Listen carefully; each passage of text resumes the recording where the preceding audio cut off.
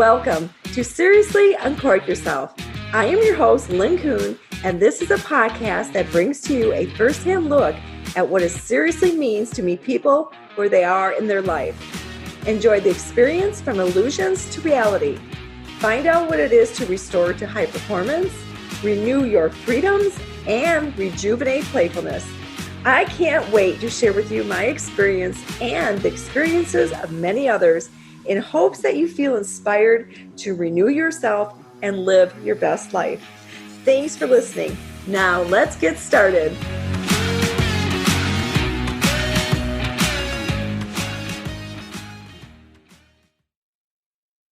Hi, everyone, and welcome to the Simplicity Summit. This is where the experts are coming together to help you, our viewers, create balance and brilliance in your daily lives.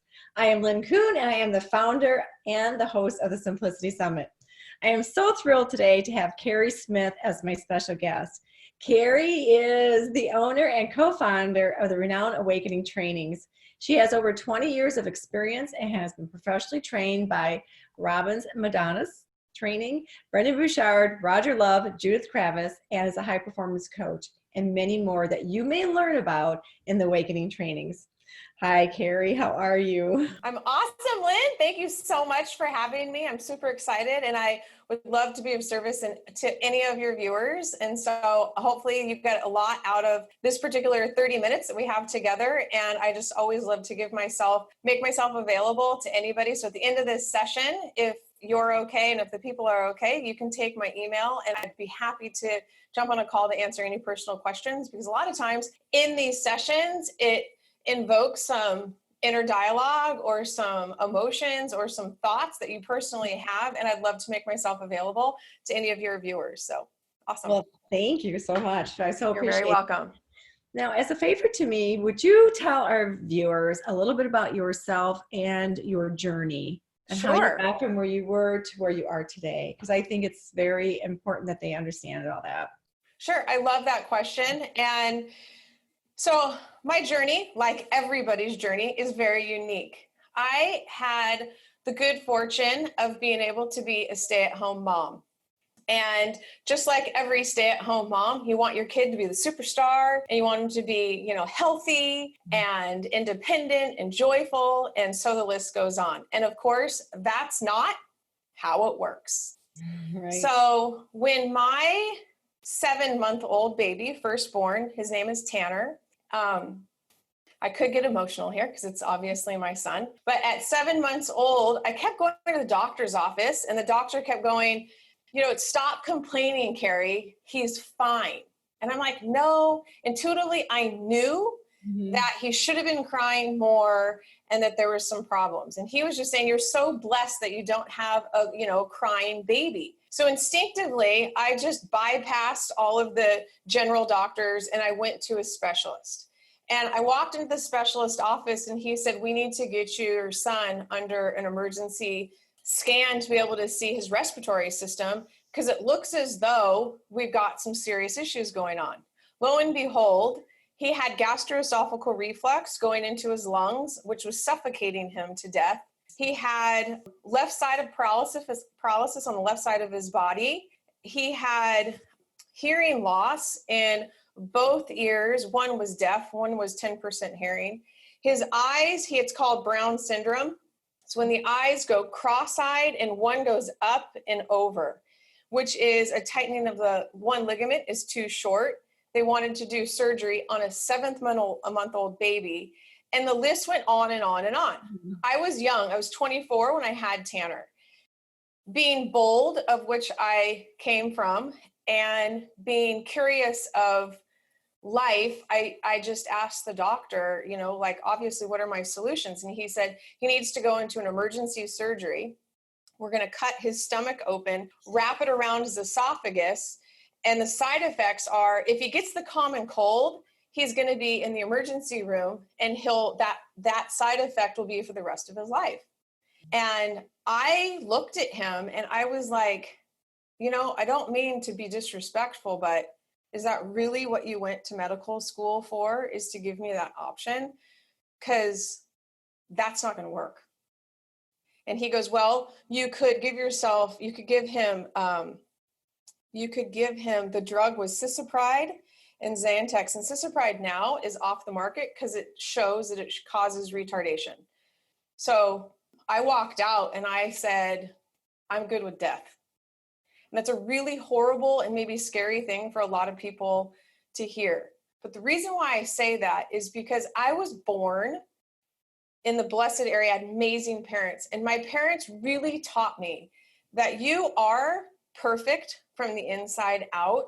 And it is your birth responsibility to find and unveil that perfection. And I recalled that when my mom would, echo that to me as a kid. And I was going, if that's true, if that's a truth, then I have a responsibility to help Tanner unveil that perfection. Mm-hmm. And I decided to go down a very scary, bold, courageous journey. By the time he was in 6th grade, he was playing club baseball. He was the pitcher, and he was able to hit home runs. He graduated in his high school class, and he today is 21 years old. He's a commercial fisherman off of San Diego. He's a diver, and he just got offered a job this summer. So he'll be leaving in June, and he will be going to Alaska, and he'll be fishing the Alaskan seas. And this is a kid who was born against all odds.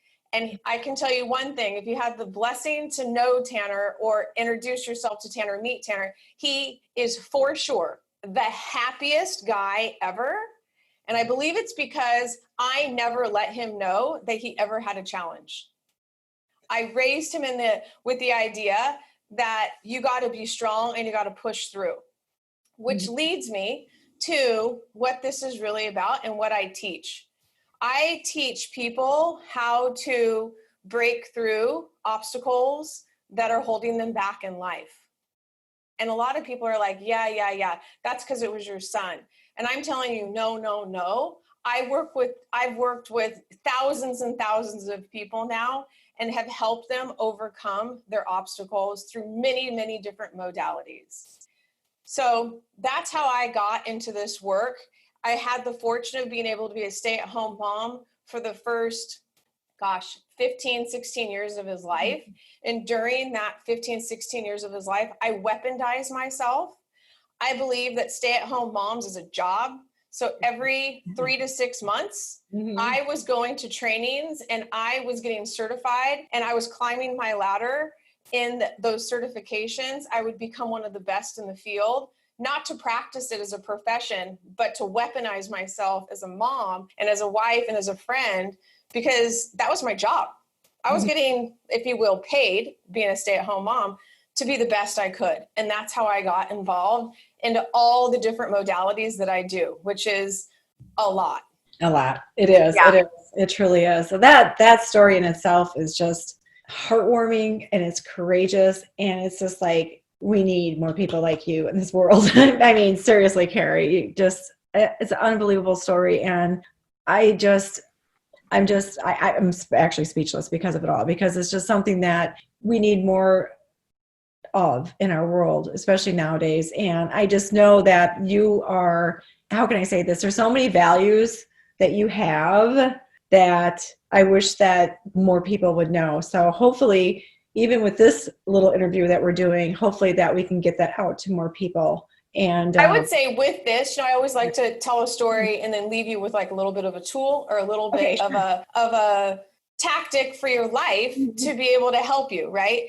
And this seems so simple, but I truly believe that simple works. If it gets complicated, like it's too complicated and now there's like a gimmick and now there's a sales pitch. I'm like, look, just tell me the basics, tell me the simplicity of it, and I can understand it, then I can apply it, right?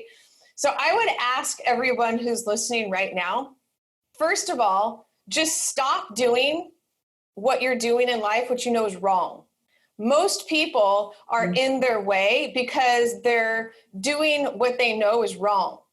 It's such a simple, stupid thing to say. When you look at it, you're like, okay, duh. Except I'm going to challenge everybody and go, look at your day or look at your week, but more importantly, look at your day and look what you're doing every single day that you know is just not right. and just stop doing that. That's going to move the needle for you just a little bit so that you can start getting on the path of what you know is right. The reason why people are frustrated is because they know what they need to be doing and they're not doing it.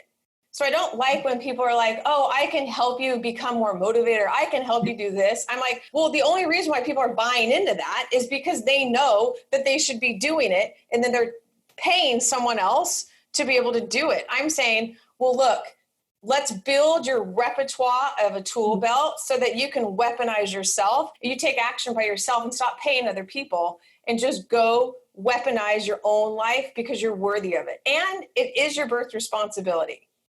Absolutely. It is. And I really believe that it's your job in life to be happy. And right now, we're at an all-time high of sadness and depression, especially in the world, but also in the United States. I would say that all comes back down to three things: your habits, your behaviors, and your internal dialogue. Absolutely. And if you can figure out those three things, don't get too complicated on yourself. Just what are your habits, what are your behaviors, and what are you telling yourself? And if you can master those three areas, okay, you're going to be happy. And I agree with that. And so, okay, so with that all, saying all that, what would you suggest then to that brand new entrepreneur that is just overcomplicating everything? They're seeing this maybe course or this thing over here and that, what would you suggest to that person to help them to simplify, like you said, to move forward instead of all these other things that they're trying to do? I would say stop.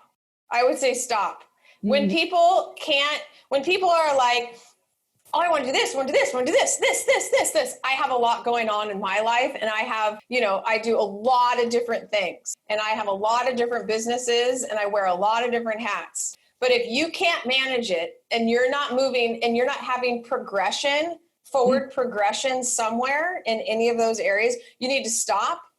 And people always say, what should you start doing in life? I'm saying, what should you stop doing in life? And what should you just focus on once? I always ask myself, what's my next best step? Period. What's my next best step?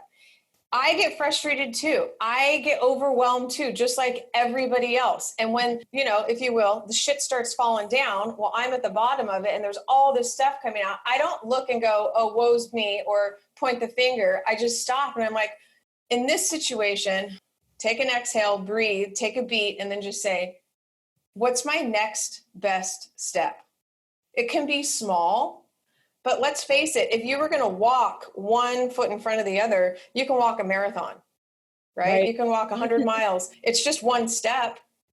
Right. And then don't beat yourself up if you turned left and you walked left for a little while. Right? No one gets mad that you're driving down the street and you're going from like your house to the market, let's just say. Okay. No one gets mad at the road that it turned and it didn't go left and it went backwards and it went right and it went all these different ways. No one turns around and starts cussing out the road and going, why'd you take me left? Why are we sidestepping? So my question to everybody who gets frustrated with their life is, why are you getting mad when you take a sidestep? You don't get mad at the road. Right. You don't get mad at the airplane that it doesn't go like perfectly straight. Or if you go sailing, it's not perfectly straight. So why are you so hard on yourself? It's okay that you shoot for a goal and you move forward progression a little bit at a time and realize that every step you take is with purpose and with passion, and you're good. Mm-hmm. Does that make sense? Yeah. And I love it too, because I don't even have to ask you the next question, basically, because you just answered it. It's like, how would you explain that with somebody that's an expert in your areas, like somebody else that has gone through all that? It's the same thing. Yeah. It's the same thing. They need to do the same thing. Mm-hmm. And I love that, because these interviews are so good. I have learned so much from every interview that I've been on. And Kerry, what you said is such a truth. And I love it, because you don't need to have to worry. If you sidestep, it's fine. And the same thing goes with family. It's like when family, how to balance the family in with it all too. I mean, do you have any extra suggestions about that, or is it the same, or you just do the same thing with family? Well, Okay. one, I do, but with my family and with so let me break it down just a little bit. I'm okay with sidestepping. I don't judge myself, and I don't look at the past and be like, God damn it, I took a left and I should have gone straight. Like that's just water under the bridge for me. But what I do, and I think it's the reason why it helps me so much, and I'd like to offer the challenge to your viewers, is let's say I'm having an argument. All right, let's make it like concrete. I'm having an argument with my husband or my kids. Let's use my husband first. Okay, so I'm having an argument with my husband. I'm just really challenged, and we have a difference of opinion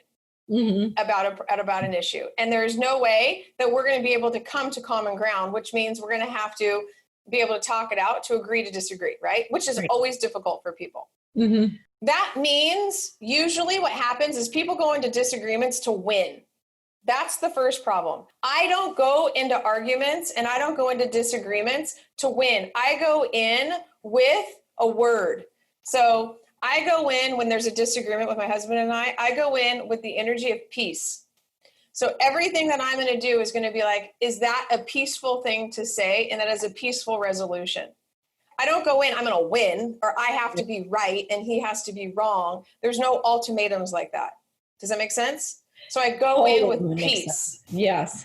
The other thing I do is a great argument that a lot of people have is parenting partners or husband and wives or partners, they have children and they disagree with how to raise the kid. Okay. That's a huge touch point with a lot of people that I work with. And there is no commonality, right? But their action has to be taken. So that means there's going to be a winner and a loser. Yeah. Right. So what I do is we have 3 words that our goal is to raise our kids. We both agree that the goal is happy, healthy, and independent. Okay. A disagreement comes up. Let's just say my husband likes to discipline with a firmer, louder, more strong, masculine voice. And I am protective and more understanding and more words. Okay. 2 totally different ways. What we do is we usually just go have the kids wait a second. I usually go into the other room and I'm like, the way that you're doing it is the goal still is your outcome happy, healthy, and independent? Yes. Tell me how. And he says, is yours happy, healthy, and independent? Yeah. Tell me how. And then it's like, wow, we get to common ground immediately. I understand that kids need to be raised with a firmer hand. And he understands that kids need to be raised with softness and gentleness and mothering nature.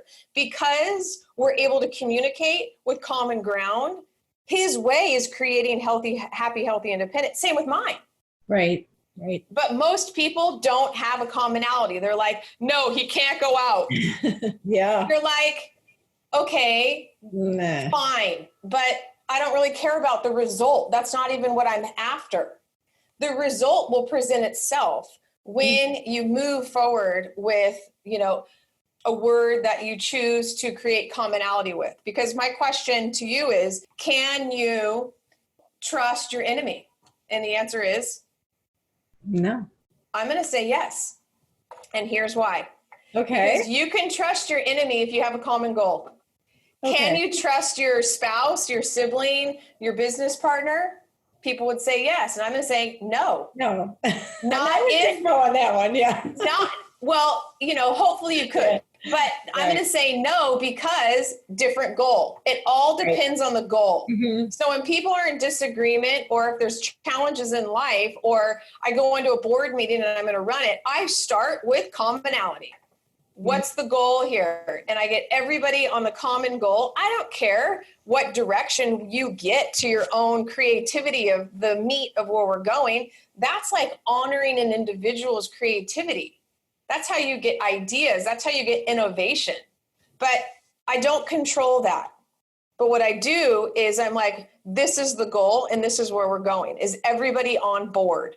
And if you can get everybody on board then now you can really move mountains. Right. Oh man, Kerry, this is priceless. I just There's just so much information here that is just absolutely an absolute truth to how to work with a husband or work with your children, or even like you said, with a corporation. Totally. I mean, my gosh, I'm just blown away. I just love it. I just completely love it. Do we even want to touch a little bit on the power of your inner voice? Did you want to talk about that? Sure, I can talk about the inner voice if you like. So Sure. I like to let people know, and some people, this is like old news, and some people, this is like, what? Really? No way. But I'm going to break the news to everybody that you're not your voice, okay? And you're not your emotions. And I'm going to explain that to people, all right? This is for those of you that have never heard that before, then I'm going to say this is, since the beginning of time, this has been proven. This is scientifically proven. This is not Kerry made this up. Mm-hmm. But this is the goal of your entire life, is to realize that you are not the mind, the thoughts that are going on in here. That's not who you are. Okay. The reason why I know that is because it's changeable, but I'll go into that in a minute. You're also not your emotions, because those are changeable. But who you are is you are the watcher of both. So let me break that down, because it's probably a little bit too complicated for most people. Okay. But let me break that down for a second. So who you are is a combination of your entire past, right?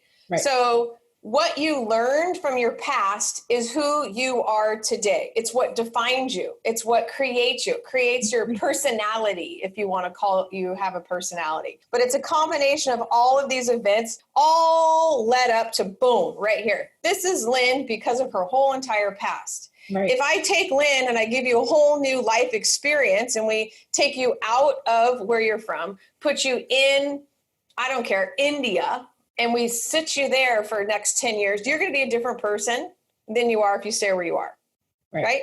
Who you are is it's a culmination of all of your experiences. Mm-hmm. Okay, so everyone can agree on that. Okay. That's why we all have a thing called opinions. It's because we're all trying to get less of this and more of this, because that makes me feel unsafe and this makes me feel safe. So we're all trying to get less of what we don't want and more of what we do want, based on safety, right? Okay.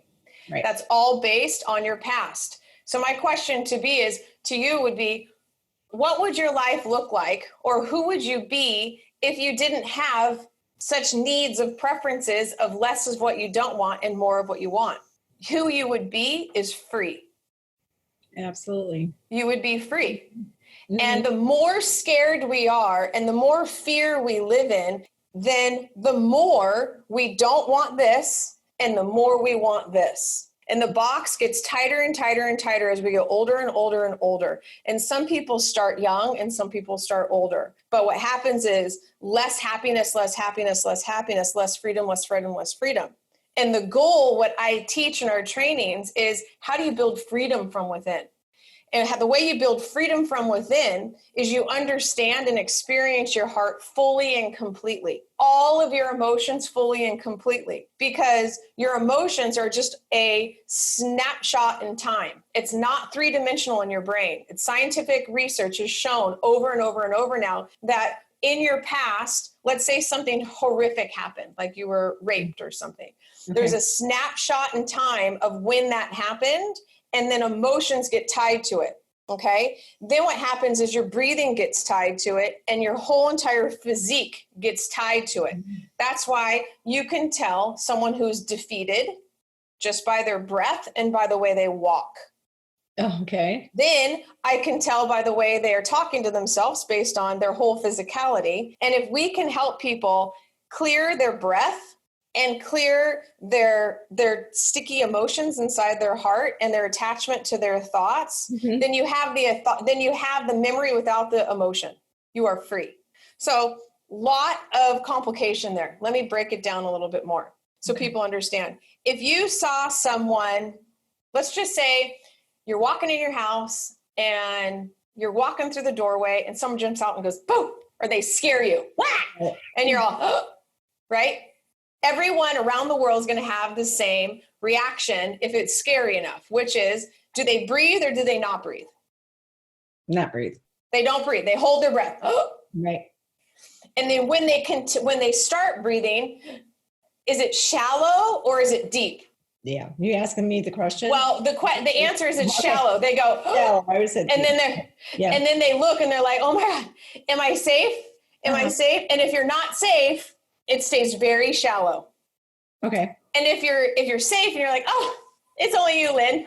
That's funny. Your breath gets big. Mm-hmm. If you're not safe, it stays very shallow and it's very high up into your chest because your respiratory system in your body is actually shutting down to protect itself. That's when trauma comes into your body and it stays. And that's when it connects to your memory. And now you have thoughts going, I don't want to go through an empty house where there's doorways like that. Because if that happens, then this is going to happen. And then it's a fact for you, even though it's really not a fact. It just was a fact for you in that particular snapshot in time. Mm-hmm. But that's not true that you're not safe in that type of a house for the rest of your life. Does it make sense? Makes sense. So what we do is we clear these traumas through using your respiratory system, through sound, through all these other modalities. But for your particular people on this particular call right now, what I want to do is have everyone put their left hand on their belly and their right hand on their chest. And I'm going to ask you to breathe in your nose and exhale through your mouth. And what I want you to do is I want you to notice, are you breathing in your belly? So that means inhale, does your belly expand or not? And if you breathe in your nose, and is it only your chest? Or is it both, where both expand and both come down? There's a million different ways to breathe, right. But those are three different generalities. If you do not breathe in your belly, okay, then I'm going to assume here that you are struggling with confidence. You get taken advantage of and you don't believe in yourself. And most likely you have stifled creativity and something possibly going on with sexuality or food. That's what's happened in the lower chakras. Okay. And if you're breathing in your chest, and same with work, if we want to go, okay, let's just take that lower area and say you're not breathing in your belly. And you go into a board meeting and your boss every single time dominates you. I would bet a lot of money that you do not breathe in your belly when that's happening. Mm-hmm. And I would say that's not their fault. That is your fault because you're now not taking your power and you're breathing like a victim. Okay. And what we want to do is empower you to say, inhale and breathe in your belly, ground into your feet, and less people will feel more confident and taking advantage of you. Mm-hmm. Immediately, people come out of our trainings and are like, oh my God, my dad totally is different. I didn't do anything. I'm like, yeah, it's because you breathe different. It's because you're walking into a room and you are powerful. When someone walks into a room and they don't say anything and you're like, wow, that is a very powerful man, or that's a powerful kid or a powerful woman. It's because of the way their posture is and because their breath matches their posture and you have congruence. Mm-hmm. So if people are breathing in their chest, or let's say not their chest, because that would be the opposite. So if they're not breathing in their chest, then there's restrictions with love. Maybe they've been taken advantage of, their heart is shut down, and they're not trusting. Mm-hmm. Or if they're not breathing in their belly, and that still is happening, it's very shallow. It's up really high, and it's a superficial breath because they're really scared. Mm-hmm. All of that can happen, but I want everyone to know that you can change your breath just by consciously breathing more in your nose and breathing it into your belly. And I really firmly believe, because I watched it with my son, when you change someone's breath, and I'm talking a 7-month-old infant, right? Helping oxygen breathe into areas that were very shut down. When you breathe in oxygen into the whole entire respiratory system, it ignites and it sends messages to the neural pathways up to the brain that health is on its way. Right. It's like help is on its way. Health is on its way to the brain, and you get to walk through and experience life differently. And to me, I love that. I love that. And I love watching the empowerment of the people who get to go through our trainings and our programs and watch their life just like a flower that is just a seed. And like, how does that crimpled up flower, when the sun shines on it, bloom into the most amazing flower ever? We watch it every time, every training. I'm just like, oh, really? How? I mean, it's magnificence underneath our eyes, because when a human being taps into the essence of who they were supposed to become in their life, it's amazing. It's awe. It's just total awe. And it's not us. It's us being able to give a modality and tools, proven tools, over training after decades to an individual, for them to realize the truth of who they came here to be and become. It's magnificent. Oh my gosh. And I am in awe right now listening to this, because as you know, this is something that I definitely want to take part in. And I'm so grateful, Kerry, that you came today. I mean, so grateful, so honored, and that you shared, my gosh, so much. I just feel just so full right now with everything that you've told me and you explained to our viewers, and I just love it. And before we leave too, would you like to explain a little bit about the gift that you have for everybody? Sure. I have a downloadable link that's called the 30 Life-Changing Affirmations, and you're welcome to have that. It's free. It's downloadable.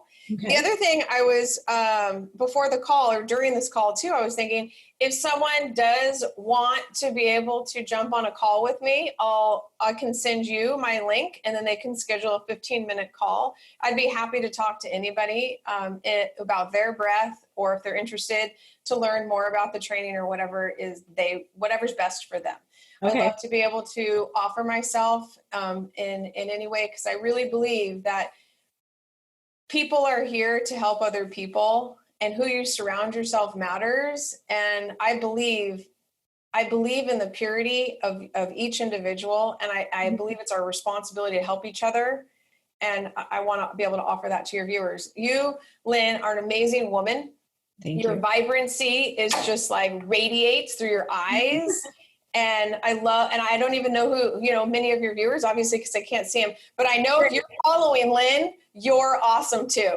Thank you so much, Kerry. Oh my gosh. Yeah. This has been just fantastic, phenomenal. I appreciate you so much. I'll tell you what, viewers out there, when I first met Kerry, I just knew right away that she was the person that I wanted to really get to know. And she is genuine. Everything about Kerry is just wonderful. And her program, yes, we're going to definitely talk after this. Love you. Awesome. All right. Well, thank you so much. And you guys can check out theawakeningtrainings.com. There's a whole testimonial page right there, and check it out and see if it's a good fit for you. Other than that, I'm always here to serve. So check me out. I'll help you out. Thanks, Kerry. All right. Thanks, Lynn. All right. All right. Bye. Bye-bye. Thank you for tuning into the show.